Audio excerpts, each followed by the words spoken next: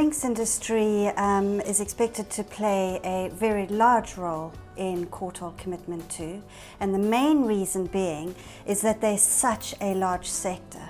So when we analyse any waste arising from the sector, it's vast. It often outstrips anything else. So just for example, we know in total, just on packaging, that almost 2.5 million tonnes of packaging is generated just by drinks.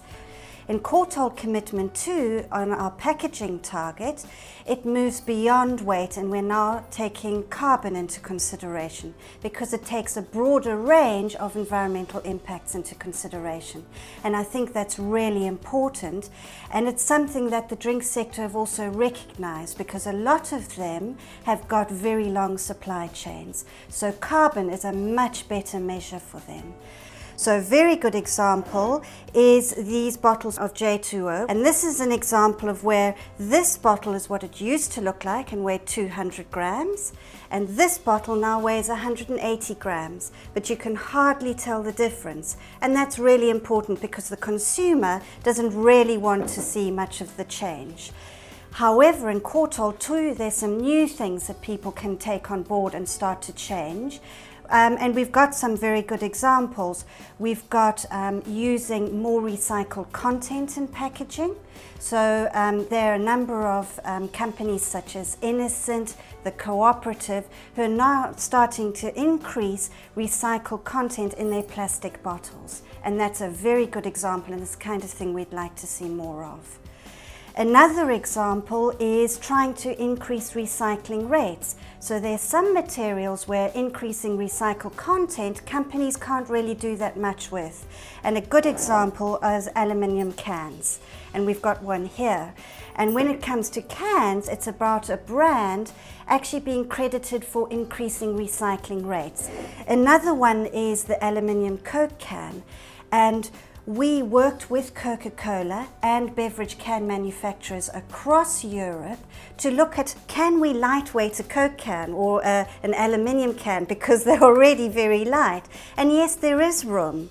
And so with a number of agencies and Coca-Cola, we actually identified that you can lightweight the end and the top, and we carried out very stringent tests, and now all Coke cans and other cans weigh 5% less than they did a year ago. And we've carried out new tests that said, you know, we can actually reduce this can by another 5% and it's not going to burst in your bag. And I think that's really key.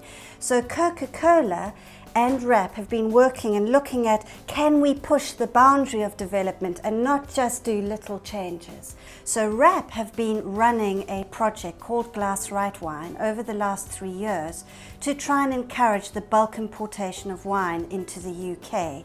Now people will say, well, what is that and what does it look like? Well, instead of getting your wine shipped all the way from Australia or South Africa, it now actually gets shipped in what is a big, it's called a flexi tank, but basically it's a huge big balloon. And it comes in a container, it's all very safe, and the technology is vastly improved. But that now comes in over to the UK by ship, and when it arrives in the UK, it gets sent off to what we call packer fillers, who fill the bottles here in the UK.